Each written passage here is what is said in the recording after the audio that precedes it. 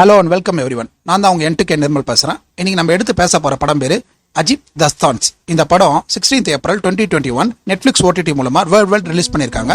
இந்த படத்தை ஷஷாங்க் கைத்தான், ராஜ் மெஹதா, நிராஜ் கஹயான், கயூஸ் இரானி இன்னும் 4 டேரக்டருங்க சேர்ந்து டைரக்ட் பண்ணியிருக்காங்க. இந்த படத்தை தர்மாட்டிக் என்டர்டைன்மெண்ட் ப்ரொடியூஸ் பண்ணியிருக்கு.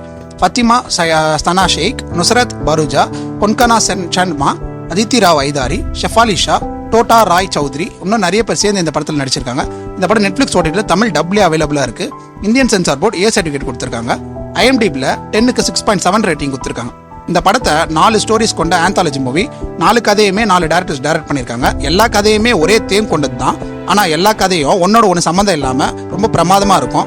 இந்த படத்தோட தேம் என்னன்றதை வீடியோட எண்ணில் சொல்கிறேன். ஸோ வீடியோ ஸ்கிப் பண்ணாமல் கடைசி வரைக்கும் பாருங்கள். இந்த படத்தோட கதை என்னன்னு சொல்கிறதுக்கு முன்னாடி உங்ககிட்ட ஒரு சின்ன ரிக்வஸ்ட். இந்த வீடியோ நீங்கள் ஃபுல்லாக பார்த்து முடிக்கும் போது நம்ம கண்டென்ட் உங்களுக்கு சாட்டிஸ்ஃபைடாக இருந்தால் ஒரே ஒரு லைக் மட்டும் போடுங்க. உங்களை பொறுத்தவரைக்கும் அந்த லைக்ன்றது ஒரு சாதாரண விஷயம் தான். ஆனால் நீங்கள் போடுற அந்த லைக் தான் நம்ம சேனலில் இன்னும் வைடராக தமிழ் ஆடியன்ஸில் கொண்டு போய் சேர்க்கும். ப்ளீஸ்.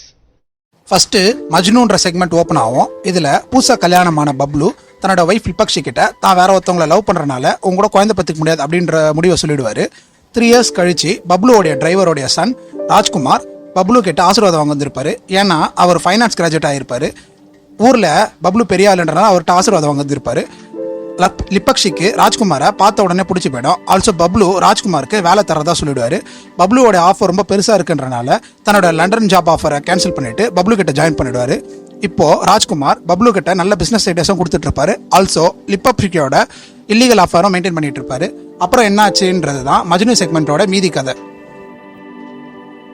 செகண்ட் செக்மெண்ட் கிலவுனா. இந்த செக்மெண்ட்ல பின்னின்ற ஒரு குழந்தைய போலீஸ் இன்ஸ்பெக்டர் ஜெயராம் ரொம்ப சாஃப்டா இன்வெஸ்டிகேட் பண்ணிட்டு இருப்பாரு. அது ஏன்றத ஒரு ஃபிளாஷ்பேக் மாதிரி ஓப்பன் பண்ணுவாங்க.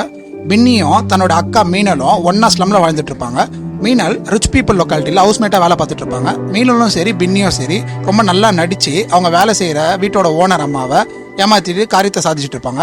மீனலோட ஸ்லம்ல கரண்ட் இல்லாம போயிட்டு இருக்கோம். இதனால தன்னோட ஓனர் அம்மா கிட்ட ஹெல்ப் கேட்பாங்க. அவங்க வினோத் அகர்வால்ன்றவர் தான் புது செக்ரட்டரி. அவர்கிட்ட போய் ஹெல்ப் கேளு அப்படின்னு சொல்லுவாங்க. ஸோ மீனல் வினோத் அகர்வால்கிட்ட போய் பேசுவாங்க. வினோத்தும் தன்னோட பிரெக்னென்ட் ஒய்ஃபை பார்த்துக்கிறதுக்கு மீனல் அப்பாயிண்ட் பண்ணிடுவாரு. வினோத் அகர்வாலுக்கு மீனல் மேலே ஒரு கண்ணு இருக்கும். அவருக்கு குழந்தை பிறந்த பிறகு அங்கே வேலை செய்கிற மீனலை அரெஸ்ட் பண்ண ஆரம்பிச்சிருவாரு.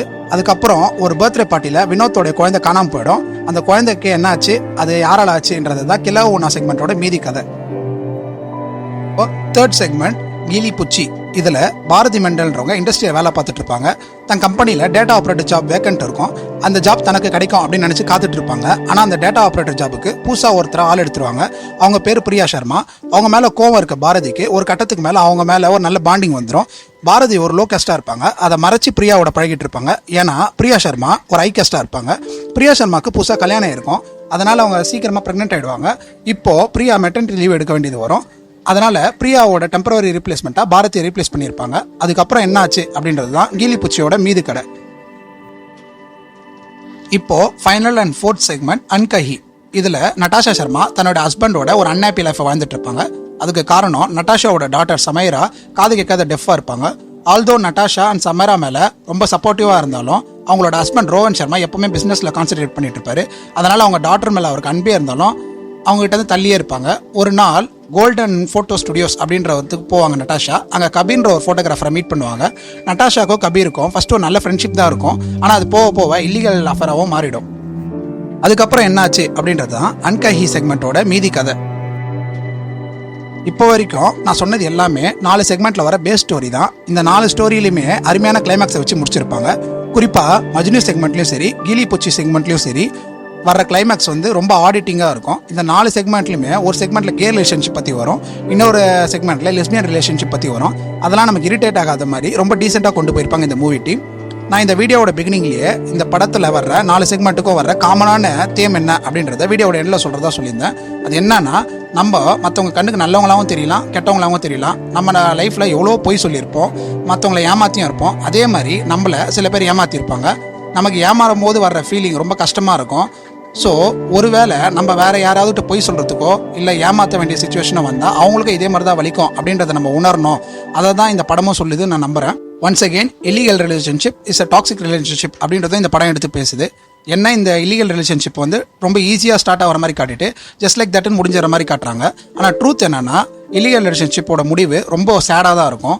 மற்றவங்களுக்கு பயந்து நம்ம பார்ட்னரோட ரிலேஷன்ஷிப் அப்படியே கண்டினியூ பண்ணிக்கிட்டு சைடில் இல்லீகல் அஃபேர் ஒரு வேளை நீங்கள் வச்சுக்கிட்டிங்கன்னா அது உங்கள் லைஃப்பை கண்டிப்பாக இன்னும் வேர்ஸ்ட்டாக தான் ஆகும் அப்படின்னு நான் சொல்லிக்கிறேன். அதே தான் இந்த படமும் சொல்லுது, நான் நம்புகிறேன். இந்த படம் ரொம்ப நல்ல படம். ஆனால் இந்த படத்தில் கொஞ்சம் மெச்சூர்ட் கண்டென்ட் இருக்குது. அதனால் 18 வயசுக்கு மேலே இருக்கவங்க இந்த படத்தை கண்டிப்பாக ஒரு வாட்டி பாருங்கள். நம்ம சேனல் ஆரம்பிச்சதோட முக்கியமான காரணமே தமிழ் ஆடியன்ஸை யூனிவர்சல் ஆடியன்ஸாக மாற்றணும் அப்படின்றனால தான்.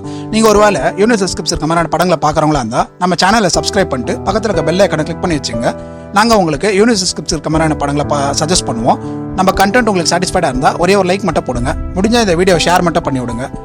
நம்மளோட இன்ஸ்டா ஐடியாக்கு டிஸ்கிரிப்ஷனில் கொடுத்துருக்கேன், வேணும்னா அதையும் ஃபாலோ பண்ணி வச்சுங்க. கருத்துக்கள் வரவேற்கப்படுகிறது. அதனால் உங்கள் கருத்துக்களை கமெண்ட் செக்ஷனில் தெரிவிங்க. வேற ஒரு வீடியோவில் சந்திக்கலாம். பாய்.